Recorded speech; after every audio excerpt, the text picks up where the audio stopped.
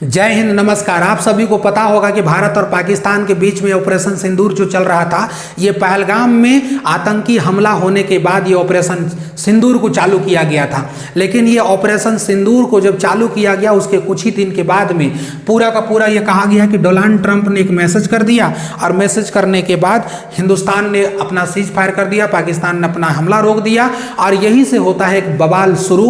और बवाल ये शुरू होता है, अभी संसद में काफ़ी चर्चा हो रही है और संसद में इस बात को उठाया जा रहा है विपक्षों के द्वारा, चाहे वो राहुल गांधी हो, चाहे वो अखिलेश यादव हो, चाहे वो कोई भी नेता हो जो विपक्ष में बैठा हो, चाहे वो आपके असदुद्दीन ओवैसी हो, कोई भी हो, हर कोई अभी सरकार के खिलाफ में आवाज उठा रहा और ये कह रहा है कि आपको क्या मजबूरी हो गया था जिससे आप सीज फायर किए थे। आखिर ऐसा कौन सा काम आपको कम पड़ गया था जो कि एक बैठा हुआ गोरा जो व्हाइट हाउस से बोलेगा कि वहां से सीज फायर करो तो आप सीज फायर करोगे किसी के दबाव में।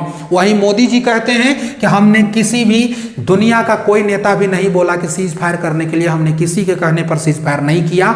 ये कभी हम नहीं हो सकता, बल्कि पाकिस्तान के सेना ने हमें फोन किया था। अब बताइए भाई साहब, ये सारा काम हो रहा है, लोगों को इस तरह से बरगलाया जा रहा है, लोगों को ध्यान इस तरह से भटकाया जा रहा है। अभी आप देखें तो आपको समझ में आएगा कि ऑपरेशन सिंदूर जब चला था तो प्रधानमंत्री आपका नरेंद्र मोदी जी आए थे और कहे थे कि एक साथ बताइए पानी और खून एक साथ नहीं बह सकता है। उन्होंने साफ कहा था कि पाकिस्तान ने हमारे यहाँ खून बहाया है, हम वहाँ पानी रोकेंगे और तड़पा तड़पा करके उनको मारेंगे। आपको पता है कि सिंधु नदी का टोटल पानी रोक दिया गया, जो कि पाकिस्तान उसी पर आश्रित रहता है। चलो भाई साहब, बहुत अच्छा है, कोई दिक्कत नहीं है। लेकिन एक बात हमको समझ में नहीं आती है, और वो नहीं आती है समझ में ये बात कि आखिर तुमने कहा था कि पानी को रोक देंगे, पानी रोक देंगे, ऐसा हुआ भी। सोशल मीडिया में जितने भी पाकिस्तान के आपके क्रिएटर थे, जितने भी सोशल मीडिया में मतलब चल रहा था, उन लोग को हर चीज़ को सोशल मीडिया से बैन कर दिया गया। चाहे वो क्रिकेटर हो, चाहे वो यूट्यूबर हो, हर कोई को सोशल मीडिया अकाउंट यानी कि यूट्यूब चैनल से बंद कर दिया गया भारत में। कुछ भी हमने कहा ये भी बहुत अच्छा है। अब उसके बाद अभी आया जब क्रिकेट का बारी, तो क्रिकेट की बारी में अभी कुछ नहीं बल्कि क्रिकेट खेला जाएगा। अब बताइए कैसी आपकी देशभक्ति है, कैसी आपकी राष्ट्र के प्रति एक उच्च विचारधारा है, जिसमें आप एक तरफ कहते हैं कि एक साथ में खून और पानी नहीं बहेगा, दूसरे साथ में कहते हैं कि भारतीयों चलो वो तो युद्ध था, वो तो हो गया, जाओ अब तुम क्रिकेट का मैच देखो। अभी एशिया कप होने वाला है, भारत और पाकिस्तान को एक ही ग्रुप में रखा गया है और इस बात को कह रहा है, हम लोगों को संकेत आ रहा है कि सबसे बड़े चूतिए हम लोग हैं, तुम लोग सबसे बड़े चूतिए हो कि तुम लोगों को हम थमा दिए ऑपरेशन सिंदूर का एक ठप्पा। हमने जा करके एक मिसाइल मारा, वहाँ का छज्जा भी नहीं टूटा अच्छा से, और हमने ये कर दिया, सारा चीज़ कर दिया, हम कुछ बहुत मारे हैं। और हमारी मीडिया वालों के अनुसार में पूरी कराची से लेकर इस्लामाबाद से लेकर लाहौर से लेकर के जो आपके सेना प्रमुख वहाँ जो बना आसिफ मुनीर, सब लोगों को गिरफ्तार कर दिया गया। हमारे न्यूज़ चैनल वाले तो आज भी वहाँ से नहीं निकल पाए हैं, आज भी वहीं जाकर के युद्ध कर रहे हैं। सबको पता है कि कितनी वाहियात हरकत किया गया, और सरकार से तो हम ऐसा उम्मीद नहीं कर सकते थे। अब सोचिए, एक तरफ आप कहते हैं कि एक साथ खून और पानी नहीं बह सकता है, अब दूसरी तरफ कहते हैं कि जाओ मित्रों, 3 महीना हो गया, कितना दिन तक याददाश्त में डूबे रहोगे, इसका शोक में डूबे रहोगे, जाओ क्रिकेट मैच देखो इंडिया पाकिस्तान का और थोड़ा सा खुशी मना लो। यही आपकी देशभक्ति है, यही आपकी देशभक्ति है। क्या देशभक्ति इसी को कहा गया है? पाकिस्तान को अभी तक निस्तो नाबूद कर देना चाहिए था, कर देना चाहिए था, इतनी मार मारना चाहिए था जिसका गिनती इतिहास वालों भी लिखते लिखते परेशान हो गए होते।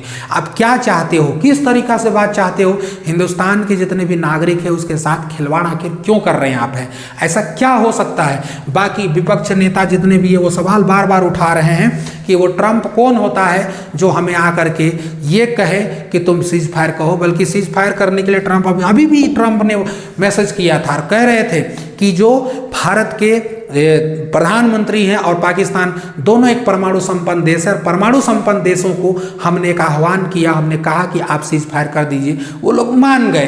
बार बार अमेरिका इसी चीज़ को कह रहा है, लेकिन प्रधानमंत्री आप खुल करके आके क्यों नहीं बोले कि हमें दुनिया के किसी नेता, अब जाकर के सत्र हुआ तब जाकर के आप वहाँ पे बोल रहे हैं, आप आकर के क्यों नहीं ये चीज़ को बोले कि हम किसी दुनिया के दबाव में नहीं आएंगे?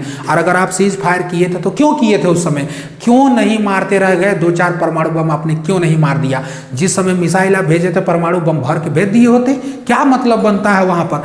आप अगर चाहते हैं कि युद्ध ना हो तो समझ जाइए एक बार आपको युद्ध करना पड़ेगा, एक बार आपको खुल के युद्ध करना पड़ेगा। अगर आपको युद्ध करना होगा तब हमारे जितने भी बुजुर्गों ने ये सब बना करके गए हैं, चाहे वो अटल बिहारी वाजपेयी हो जो परमाणु को परीक्षण किए थे, एपीजे अब्दुल कलाम हो जो परमाणु बना के दिए, वो लोग आज भी देख रहे होंगे तो कह रहे होंगे धिक्कार है ऐसे तुम लोगों पर, नेताओं पर, जो कि तुम ऐसे ऐसे काम नहीं कर पा रहे हो, जो हमारे निर्दोषों लोगों को वहां पर जाकर के मार रहे हैं। क्या कर रहे हो यहाँ पर? कौन सा देशभक्ति का पाठ पढ़ा रहे हो आप? हो बताओ। एक तरफ आप कहते हो कि एक साथ खून और पानी नहीं बहेगा, लेकिन तुम तो क्यों नहीं कहते कि हम उनसे क्रिकेट उर्केट नहीं खेलेंगे? एक तरफ तुम कहते हो कि सोशल मीडिया हम बंद करेंगे, कुछ दिन के बाद में चालू हो जाता है और हमारे साथ में धोखा होता है। आखिर इन सब आवाज़ों को कौन उठाएगा? वो गिरी हुई मीडिया, वो गिरी हुई मीडिया जो तुम्हारे झोली पर जाकर के बैठ चुकी है, वो गिरी हुई मीडिया जो हर एक पार्टी हर एक नेताओं के तलवे चाटना पसंद करती है, कोई नहीं उठाने वाला इस आवाज़ को है।